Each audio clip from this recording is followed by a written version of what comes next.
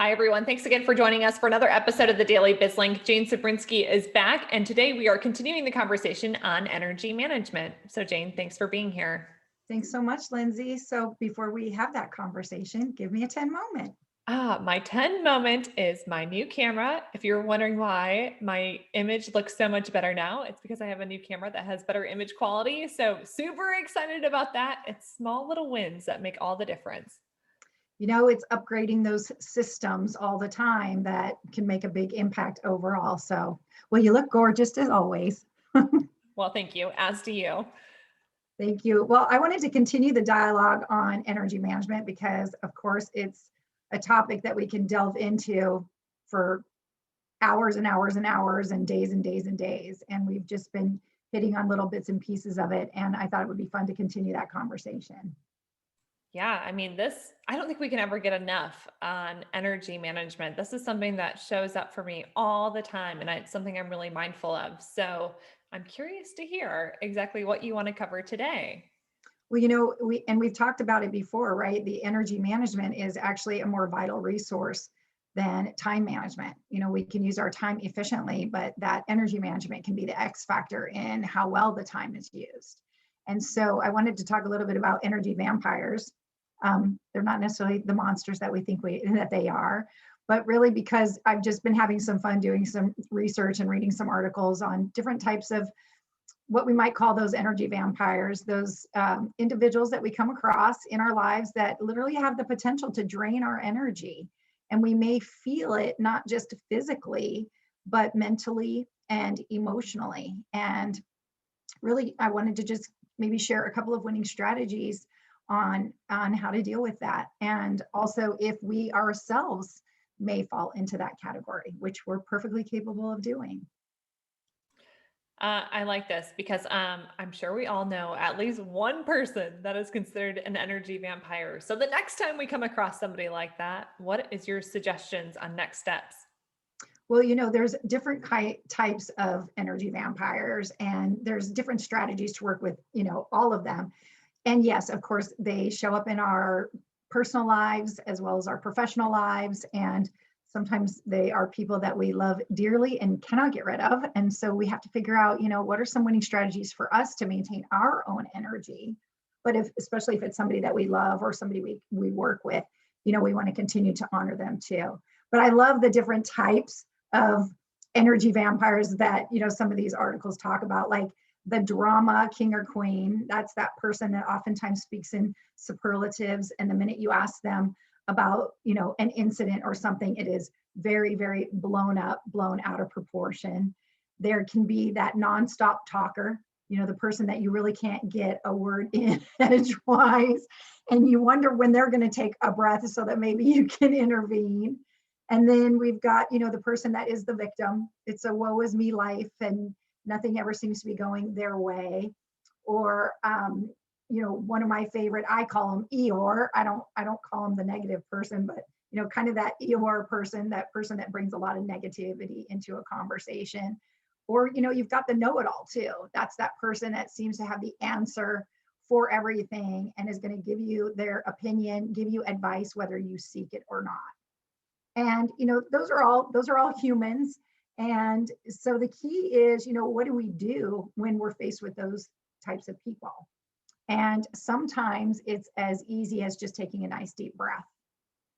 Just taking a deep breath can calm our own inner anxiety. The anticipation when that person shows up in front of your door, or that person, you see the text come across, you already know, like, oh, darn. And you can feel your energy rise. What are your thoughts on this? Well, because I love to do so much work in this specific space, I love it. And what resonates with me and what really comes to mind is the fact that, people can't control our actions, emotions, or feelings. We're in control of that. So just identifying that in itself really goes a long way. So yes, there will be those energy vampires. I come across them fairly regularly, but you know what? That's okay. I just have learned that I don't need that to reflect in my personal actions, emotions, feelings.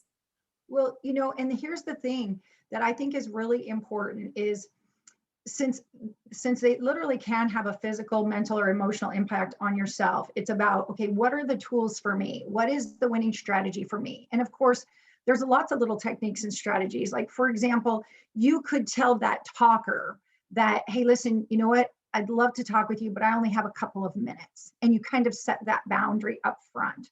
Or let's say that person that, when you call them on the phone, it turns out to be all about them. When you were calling them because you needed something, let's say. And so you might introduce that call or that text message or that conversation with, hey, listen, I only have a couple minutes to talk and I wanted to get this from you. So you don't really even give them you don't engage in this. So how are you? Because you know that for the next 30 minutes, you're going to get the answer and you're not going to be able to get in what you wanted.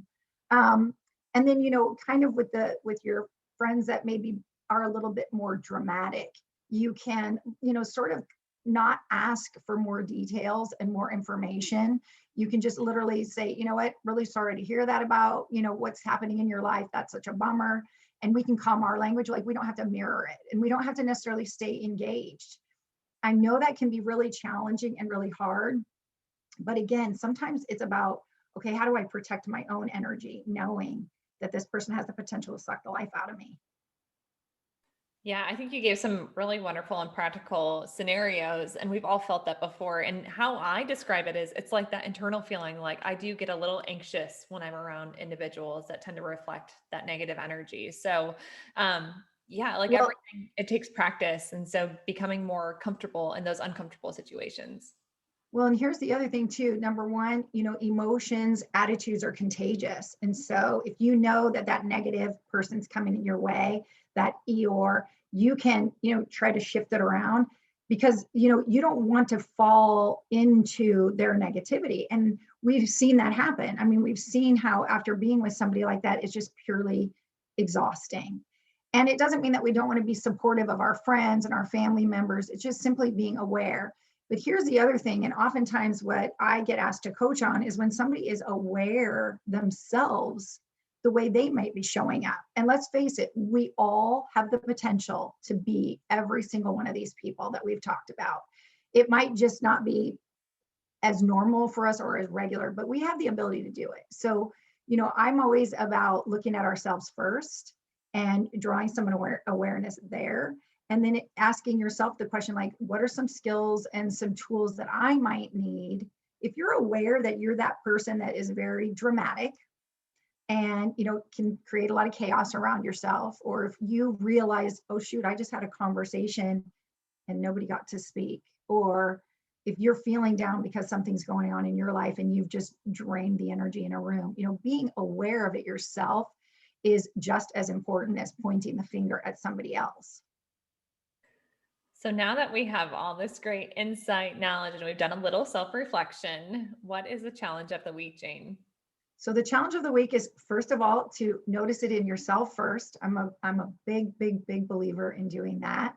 And then of course, there's always an opportunity to get coached if you want to change that habit, change that behavior, and that's the other thing that we've talked about is we do have the ability to change.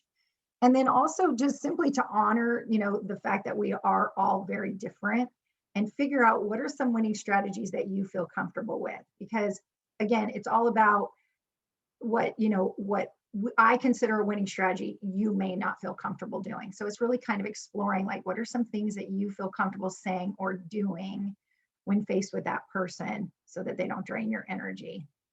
Awesome. Well, Jane, thanks so much for being here. I always appreciate all your great advice and insight on how we can go about living that 10 life. Thanks so much for having me, Lindsay. Have a great weekend.